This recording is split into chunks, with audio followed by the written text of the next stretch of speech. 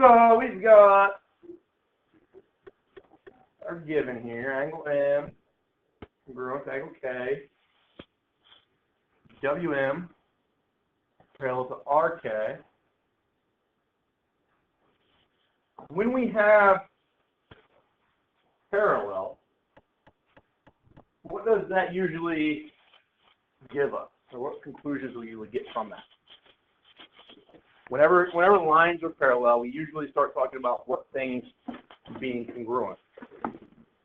Okay, so we start looking at the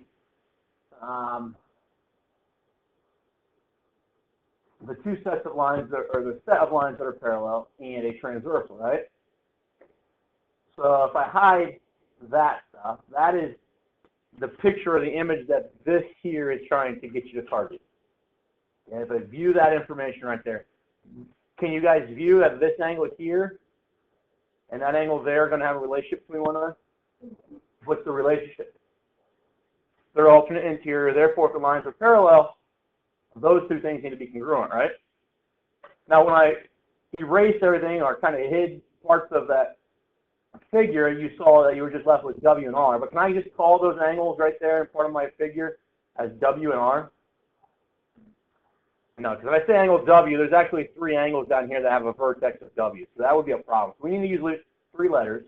So let's say angle MWR is congruent to angle KRW. And like Alex said, that's because they were alternate interior angles, right? So alternate interior angles theorem states that if two parallel lines are intersected by a transversal, then alternate interior angles are congruent. That's the conclusion you get. You get angles congruent. Something to think about, guys, as we're doing these. It's not. I don't think it's extremely essential in this problem, but if we're proving triangles congruent, you've got 4 tools that allow you to do that. Okay, I'm going to group those two as kind of like they're one, because we talked Friday that if one of those shows up, then the other one is present as well. If I'm going through and trying to prove these two triangles congruent, and the congruencies that I have, we talked about those letters represent individual congruencies. We need 3 congruencies. Does it kind of prove to you that side, side, side is kind of a useless technique here? Because I don't have any sides congruent yet, right? If I was going to use that approach, then all the work that I've done so far has been meaningless, okay? Because the angles are not a component of that. For the same reason, now I'm a little bit closer to being able to use side angle because I do have an angle congruent to an angle. I got 2 of them. But that would mean that I have to find 2 sides congruent to 2 sides, and that's going to be hard. So my hopes are that as you start to think about the options that you have to prove triangles congruent, and as you start learning congruencies that are true for your particular problem, you can start eliminating kind of options that might be kind of useless for you, okay? Or based off your information that might not be adequate for your information. So we're going to use these two, or one of these two. Now look at your picture. You need, in both these, you need a side, right? We've got the 2 angles. We've got that angle congruency. We've got that angle congruency. We now need sides. So look at your picture. Which sides can you say are congruent? WR congruent to WR. Why is that true? Reflexive. Good.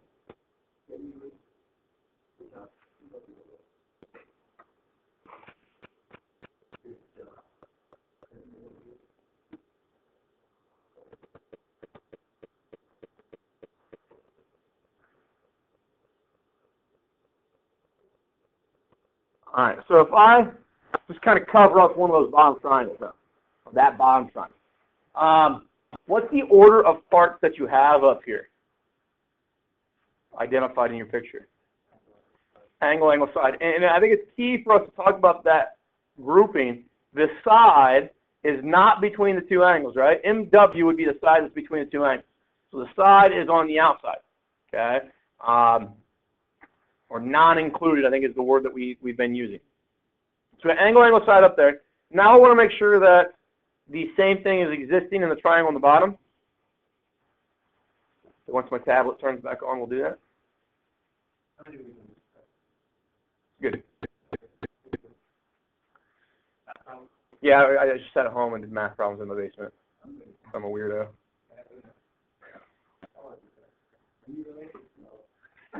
All right, so then, oh, I already covered that one up, right? Cover the top one up.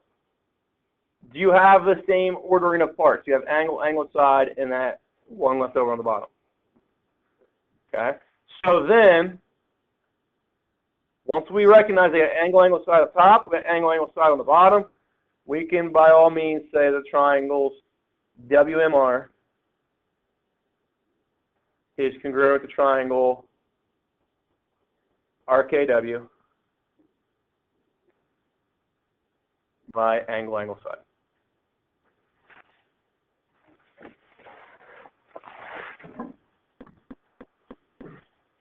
I think it's important to talk about this red statement. Does that red statement just have to come after I make the argument that I have parallel lines? Because that was that conclusion that we had alternate interior angles. Alternate interior angles being congruent can only be formed by first knowing we have parallel lines, right? So parallel lines have to come first. Now, if I look at WR congruent to WR, does WR congruent to WR, does that depend on the red statement? Does it depend on the black statement? No, so this thing can kind of float anywhere it wants. It could have been our first statement. Now, we talked about how we like to always write our given down first. Some authors won't. Some authors will write down like the reflexive property first. Some authors will say maybe they do the problem this way as a rough draft, and they say, okay, well, I didn't use the given information right away. I didn't use any conclusions off that given information right away. So maybe I'll write my given as my third step or my fifth step or something like that. So that's something you might see periodically, but it's all about dependence and independence. Okay, what statements are impacting or creating other statements, and which statements are kind of standing alone, which ones don't have any reliance on anything else. And WR is one of those that has no reliance on anything else. Okay, so it can float wherever it wants to. Is that okay? Okay, so here's my question. We've talked about if angle, angle, side is present, then angle, side, angle should also be present. And here's the logic behind that. If we've got we've got a set of triangles here where we've said these two angle congruencies. Don't you automatically know that those two angles will be congruent to one another? Okay. So what I could do here in step 4 is, and actually let's put 3A. Now you've already done the proof, so you don't need to go back and write any of this stuff down. But we could say that angle MRW is congruent to angle KWR. All right. Now the idea is that because we already had two angles in this first triangle, congruent to two angles in the second triangle, and because both triangles have to add 180, therefore we've used the same amount of degrees of both so far, right? Doesn't mean that the leftover has got to be the same. Okay. You guys remember that that's called the third angle theorem? Huh? Good. These third angle theorems are very beneficial to us once we know two angles are congruent in one triangle to two angles in another triangle. Now, if I wrote that, then an option for me is to say that I have, just look at, real quick, let's do one triangle, because it happens in both. If I look at that top triangle, and I ignore that angle up top, what parts do I have right here now? Angle, side, angle. So if I mentioned the third angle theorem, I can go through here and do this in 5 steps to prove the triangle is congruent by angle, side, angle. Now you don't need to. You can go through the 4 steps, but my thought is, guys, it's beneficial for you to see both ways, because some people might not see, or might go through a problem and say, okay, I'm seeing this potential. I just go this route where I use third angle theorem, and then I get to class and they talk about how they did it in 4 steps and they didn't use angle, side, angle. They used angle, angle, side. So I must be completely wrong. If you're that person that did that, are you wrong? No. Okay. As long as the facts that you write down are true and they can kind of progressively lead you to new arguments that are also true and eventually to what you wanted to prove, then it doesn't matter if you do it 5 steps, 4 steps, or 12 steps. Okay. Obviously, one of our goals mathematically is to kind of learn our facts and learn our theorems and properties, all that kind of stuff, so we can be efficient, so that we can do it the quickest in 4 steps. But if it takes you 5 guys, by all means, that's fine. All right. And those are little things that we gotta realize. I'm not sure what the numbers. I have to go search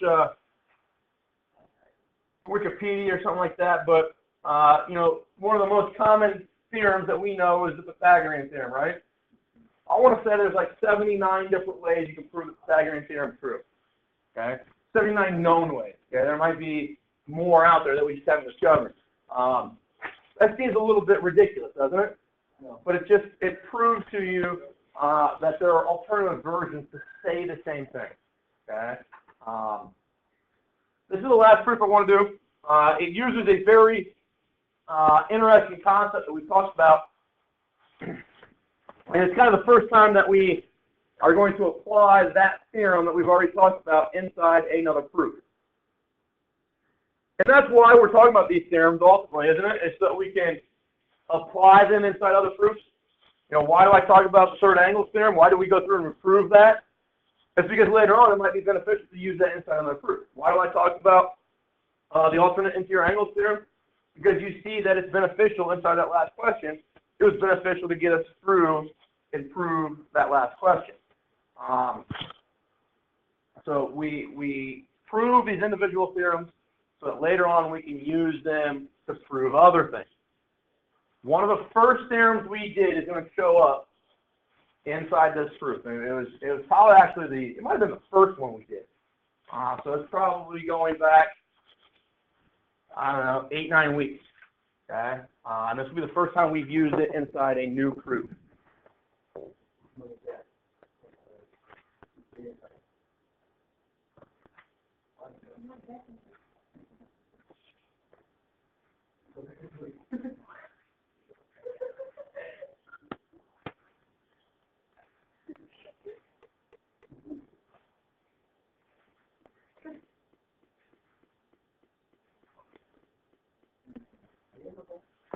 All right, so if we look at the information that's being provided here, is it safe to say that FE is BC? Can I highlight them that way?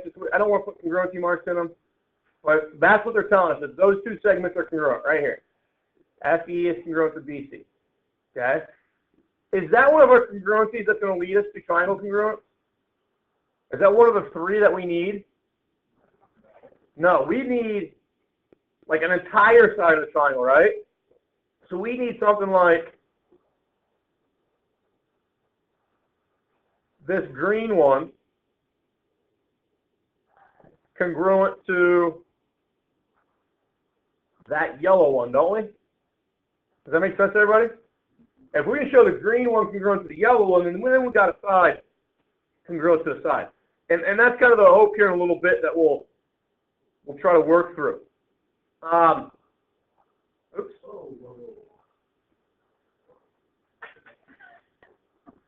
So let's just highlight this. Okay, so those are congruent. Look at the parallel line statement. We got AB parallel to ED. AB parallel to ED. So if I focus on AB and ED, what would be the one transversal here that is going to be useful for us? Alex? Yeah. CS. Okay. So if I look at this transversal, okay, what does that tell me about that angle there compared to that angle there? They're congruent, right? Okay. Now, can I call angle B and angle E? Absolutely not. No. Why? Why can't I call that angle B? Yeah, there's multiple angles up there, right? So I'm going to call it angle ABS. Can I call it angle ABE? Why not? Because ABS, does that trace out the same one as ABE? Remember, the angle is just that opening, right? It's that span. So I can name it ABE or ABS. Now I want to talk about the other one. I'm going to call it CED. Okay, so that was, again, their alternate interior angles, and they should be congruent based off the alternate interior angles there. Okay. A lot of times, when you have, obviously we have multiple parallel lines here, right? And we're probably going to gain information from both sets of parallel lines. And what we're going to find out here in a moment is that the information gained is very similar in both sets. So a lot of times what they'll do, you don't have to, unless you want to, but they will kind of write in parentheses that this congruency came from looking at those parallel lines. Because when I look at the other one, so we're looking at now AF parallel to CD, and I go through and look at that transversal. Can I say angle F is congruent to angle C? Does that make sense? Is it the same reason? Is angle F and angle C alternate interior angles? Yeah. Okay. So a lot of times we'll wrap up both those statements in the same kind of line of work here. But now for this one, they'll tell you, even though that's still alternate interior angles, they were created by a different set of lines than what the first set of alternate interior angles were created by. Does that make sense? All right.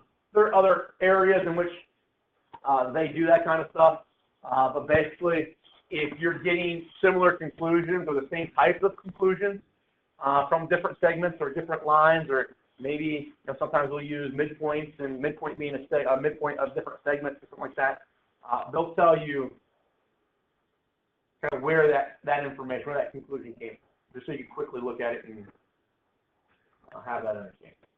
So now I've got that angle congruent to that one, and we have this one here congruent to that one there. Again, I think it's useful to think about your tools.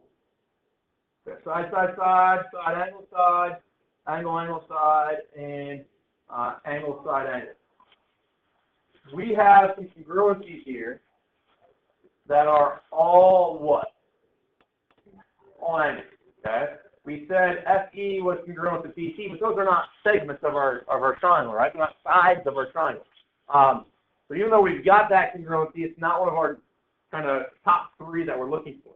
We've got angles, two groupings of angles. So is it kind of pointless to use side, side, side? For the same reason, it's kind of pointless to use side, angle, side. Remember a couple of days ago we did those example problems. We're looking at a picture and saying, what else do I need? What other segment can I show to show angle, angle, side? Or what other segment could I show to show side, angle, side, something like that? This is that idea. I got 4 things I'm allowed to use to show congruency. Looking at the parts that we have so far, we've got a lot of angles. We might want to use the angle approach. Okay. Now, not saying that's going to always work, but probably 9 out of 10 times that's going to work. Okay. Now, what do we need to do?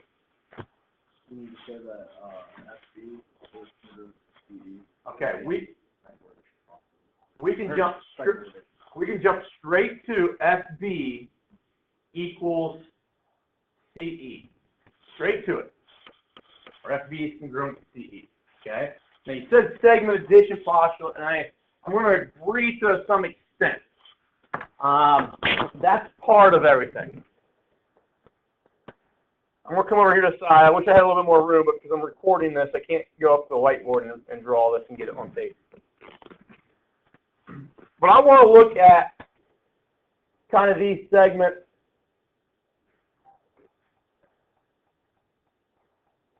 Would you agree if I pulled out just this red segment right there,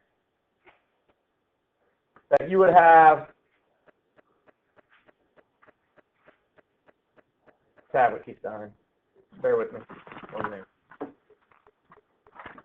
There we go.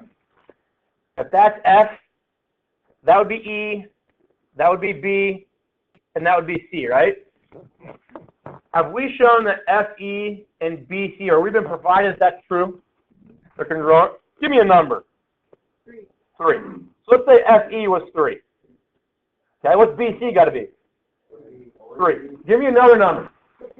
15. So let's say that EB is 15. What would F to B end up being? 18. What would E to C end up being? 18. Would those be the segments that we need to show our triangle congruent? Yeah, if I highlight SB, it'd be that segment there. And if I highlight EC, it would be that segment there, right?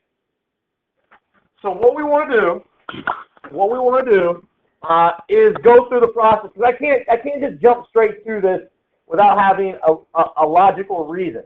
Okay? So this is what we would normally write. If I didn't have my theorem, we're going to put a theorem, name of a theorem here. We would have to do this. We would have to say FE is equal to BC. Okay, because that was provided, right? We have that congruency.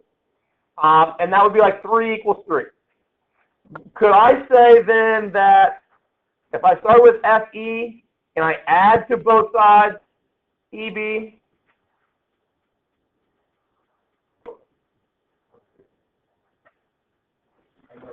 would you agree that this here is that, this BC is that, but I've added the same thing to both sides? I've added EB to both sides, right? So it's like adding the 15, that green 15 to both sides, okay? Would you also agree with this? Would you guys agree that FE plus EB, which is that statement right there, right? FE plus EB. What's another name for that in my picture? FE plus EB. You call it FB. Can I do the same thing for the right-hand side? Can I say BC plus EB? BC plus EB, what could you call that? EC or CE, right? So right here, we said that those things were equal, right? Well, those things are rewritten as those two things, right? So can I make the argument then if these two things I have this box around right here are the same because of what we said up here, can't I say that those two things are the same? FB equals EC or FB equals CE. Okay, now so we're talking about equality, so there's whole, congruent or definition congruency statements that could take place here, that would have to take place here to go from congruency to equality. But this is the proof of the theorem that we're going to put right here. We're going to put right there. Common segment theory, found it. Okay. Now that was pretty early in our proof process, right? That was maybe one of the first 2 or 3 proofs that we did. Okay. But we talked at that stage when we did that, when we see kind of that overlapping segment EB, and we know that we need that to be added to kind of that, or be part of that purple segment, be part of that green segment, so that I can say the sides of the triangles are congruent. The common segment theorem is that tool that you're going to want to use. Okay. So it becomes a very, very useful theorem. You're going to see it over and over again throughout the year. Okay. And it might not be 2, 3, 4 weeks before we see it again, but we'll see it again. And then we'll go on a layoff where we don't see it for 2 or 3 weeks, but we see it in a 4th week. Okay. That's common segment theorem. So now that purple line and that green line are congruent. Okay. What order of parts would you have up in this top triangle? Angle, side, angle. So let's say now that the triangles, ABS, triangle ABS is congruent to triangle CED by angle, side, angle. We're trying to see why. You guys good? You sure? Okay. Shut, Craig. You should not ever accuse somebody of talking. Yes, Ian. And then you broke it by the Angle what? angle. So you're saying that angle A and angle D are congruent, right? Okay, so absolutely. Those, if you wanted to, and like between statements 3 and 4, you could say angle A is congruent to angle D. But that would give you 3 angles congruent to 3 angles, right? And angle, angle, angle is not a congruency theorem or postulate. It's a similarity one, okay? Now, what you could do, if you're going to say angle A and angle D are congruent, you could now, you're still going to need SB congruent to CE no matter what. You can now say angle, angle, side if you want to. Does that make sense? Okay. But angle, angle, and to be honest with you, angle, angle, angle, the math community says that's redundant, okay, because of the third angle theorem. So the similarity process that we'll talk about later on is just like angle, angle. But AAA or AA is not a congruency tool, okay? Is that proof all right? I wanted to show you these because eventually, guys, what we're going to do, try to get this laid out in front of you real quick. We're going to, we just spent a lot of time on these proofs. Would you agree with that? We spent probably about 2 weeks doing just strictly proofs. Next week, we're going to kind of apply that, okay? Because we're going to start with that triangle there. And I might give you that information about that triangle. So what kind of triangle would that be? Isosceles. We're then going to do this. We're going to draw, you remember talking about an auxiliary line? We're going to draw one of those in there. And because that point right there, that point that red line started from, that point right there, is off of this line, it's not on it. Would you agree that there's one and only one line that goes from this point, P, perpendicular to this segment here? I'm going to say that I drew it. That's the one. Okay? So now what does this do? It creates two triangles right here, correct? If I can show that those two triangles are congruent through SSS or SAS or AAS or something like that, then we could use CPCCC, okay, corresponding parts of triangles are congruent, to tell us that that angle there and that angle there are congruent. So then at the beginning, we could have said, if I have an isosceles triangle, then the angles opposite those sides are also congruent. Does that make sense? So we're going to use these theorems. We're going to apply these theorems. We're going to practice without these kind of individual generic proofs. We're going to actually start applying them to learn interesting things about triangles and then eventually quadrilaterals and parallelograms and all that kind of stuff. Okay? But what we've been doing for the last 2 weeks, maybe a little bit longer than that, is developing the skills to be able to use those effectively to show us new math. Okay? And that's really what high school math is all about, developing skills that we can get kind of polished so that we can then apply them later to help us understand useful math, new math that has an application. All right, so I want to do one of these problems. It doesn't really matter which one. Let's do this one. All right, if I got this picture, yeah, I would draw that. What's the answer? No.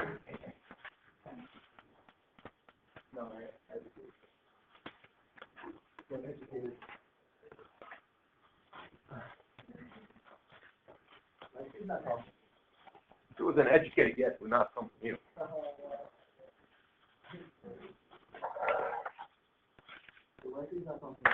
Huh? I want to talk to you. I think she's making a great decision.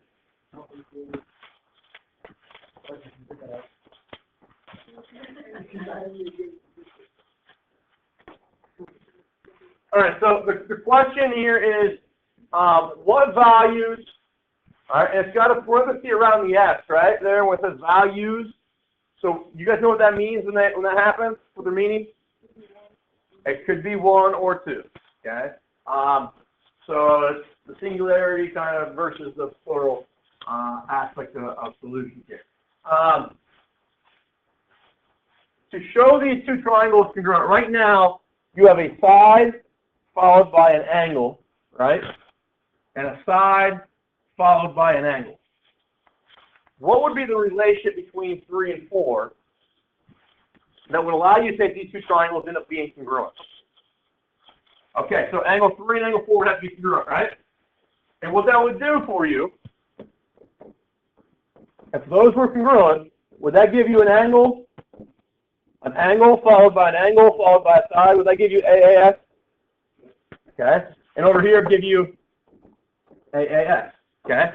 So if 3 and 4 were congruent, okay, angle 3 and 4 need to be congruent, okay, or their measurements need to be equal for us to guarantee congruency. So what does that tell you about x squared and 7x minus 10? Okay, they need to be equal.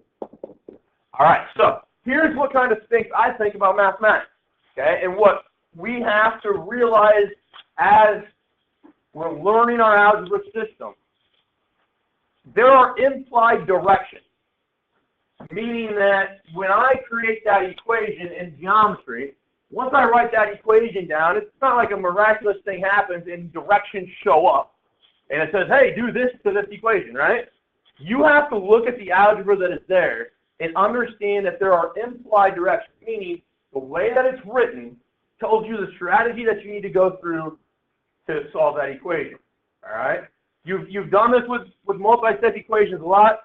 We've seen it a little bit with systems equations. We have two variables, x's and y's. That implied algebra is find another equation with x's and y's, right? So now when I get x squared, what process is implied with x squared equals 7x minus 10? What do we need to go through to solve for x? What's the word called? What? Factoring. Okay? We have to factor. You guys remember doing that? Okay? So factoring, here's the question. It's kind of a draw a comparison of things. If I gave you, well, because we're going to use this number here in a minute. If I gave you 10, and I asked you to come up with the factors of 10, what are they? 2 and 5 and what else? 1 and 10. Just let go 2 and 5. 2 times 5, right? That gives me 10, okay? So when I tell you to factor, basically the idea to get one of those factors is I divide 10 by one of the other factors, right? So if I had 10 and divide it by 2, does it give me my factor of 5? Yeah. When you were back in like 3rd grade or whatever, and you were identifying the vocabulary, you guys did like quotients and dividends and divisors and that kind of stuff, right? When you did multiplication, you called 2 and 5 factors, and you called 10 the what? Product. Okay? So when we are trying to find, because that's what we're trying to do, okay? This eventually we're going to rewrite it, and it's going to be a product, okay? And like 10 is. And we're going to try to figure out the components of that product. We're going to have the things that multiply together to give it to us, okay? If you think about factoring, if I tell you 10 is the number that is the product I'm looking for, I tell you 2 is one of the factors, how do I find 5? What did I do? I divided by 2 to get that 5, right? Okay? So when I'm asking you to find factors or to factor something, the fancy word factoring is just simply division, isn't it? That makes sense? Okay? Do you guys remember doing something like this, where last year you had something like this, plus x plus or minus, and then times x plus or minus something, right? Do you remember what that process was for? Foiling. Okay? Here's the thing. Foiling, what's the implied operation that is occurring between those two sets of parentheses? Factoring. First, outer, and last. Okay, first, outside, inside, last, right? The operation is multiplication, isn't it? Okay, so let's think about this. Let's piece things together. Factoring is division. Foiling is multiplication. Factoring and foiling are multiplication and division. Does that make sense? Factoring undoes foiling, foiling undoes factoring. Just like multiplying undoes division, and division undoes multiplication, right? Does everybody make sense of that? So if we understand those relationships, maybe we can use our knowledge about one of them to help us determine the other one. Okay? When I want to factor something, we need this side to become 0. So how do I move all that stuff to the other side? Okay. Subtract the 7x, subtract the negative 10, right? So that turns into adding 10. And I get that, correct? Okay, now so we have to factor that. Whenever we want to factor, whenever you see an exponent bigger than, it's an integer that is bigger than 1, so like 2, 3, 4, 5, then you need to get your equation equal to 0. That's the first step all the time. Algebra 2, you're going to spend about half the year learning how to factor. My college algebra students, from day 1 up until today, we've been working on learning techniques to factor. Okay? So that's going to be a very, very important concept for you guys as you move on. If factoring and foiling undo each other, like division and multiplication do, we should be able to take this thing here and rewrite it as something like this down here. Okay, a binomial times a binomial. But I want to use the idea that if I know how to FOIL, most people know how to FOIL, right? First times first, outside times outside, inside times inside, last times last, right? If this result here should produce that, okay, just a different way of writing it, let's talk about how we can do that. If my first term is x squared, right, in my my red statement there, first term is x squared, then when I have FOIL something, to get that x squared, that number first times first has to be x times x. Does that make sense? Okay. Now, to get this 10 right there, that's my last times last. Does that make sense, everybody? Okay. So my options there are 1 and 10, positive 1, positive 10, negative 1, negative 10, or positive 2, positive 5, or negative 2, negative 5, right? Now, what allows you to make the decision of those four groupings, what allows you to make the decision is what we do with O and I. O and I, outside would be a variable part times a numerical part, right? Inside is a numerical part times a variable part. They're going to lead me to a x to the first component. Does that make sense? Okay? And they're going to be like terms. We're going to be adding those together. So what allows me to determine what goes here is that it's the numbers that multiply together to give me 10, but add to give me negative 7. You heard that phrase so much last year, right? I think when we're in Algebra 1, we're taught and trained this is the process, but I think hopefully maybe now you have a little bit of understanding of why that's the process, okay? Because we're just rewriting, we're factoring, like that x squared minus 7x plus 10, if I know what x is, that's just one number. Right now, I'm trying to break that down to the two numbers that multiply together to give it to me, okay? So this is the way we do that. So what are the two numbers that need to go there? Negative 2, negative 5, okay? Now, just to double check, if I FOIL that, it's first times first, what's x times x? X squared. X squared. Do outside times outside, you get negative 5x, right? Inside times inside, you get negative 2x. So negative 5x minus 2x is negative 7x. And I do last times last, negative times negative gives me a positive. In this case, it will be positive 10, right? Okay, so we're almost there. We got x minus 2 times x minus 5 equals 0. The next thing you learned last year was to do this. X minus 2 equals 0. X minus 5 is equal to 0. And you solve that. X is 2. X is 5. Does anybody know why you end up making that statement right there? It comes directly from the statement above. Look what that algebra tells you above. When I take x minus 2, remember what x is. X is just a number, right? So x minus 2 is still just a number, correct? So you got a number times a number. X minus 2 is just a number. Let's say x is 10. So wouldn't that be 8? And the other one is 10 minus 5 would be 5, right? Okay? So you really, if x is 10, you're taking 8 times 5. Okay? I don't know what x is. But what's it telling me my product of x minus 2 and x minus 5 needs to be? 0.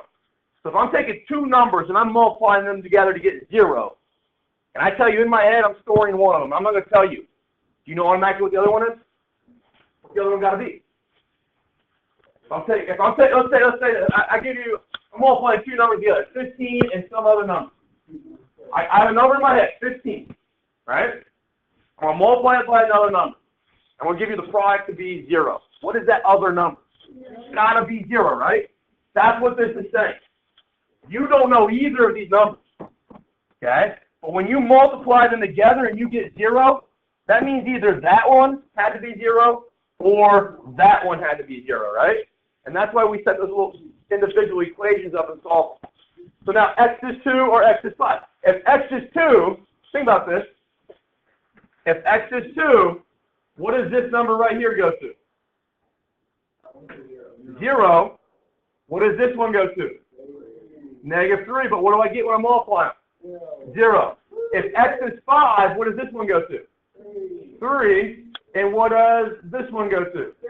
0. What do I get? 0. No other numbers in the entire number line do that for this expression. Does that make sense? Okay.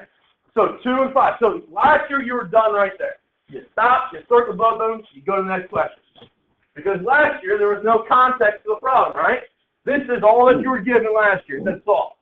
We've done that.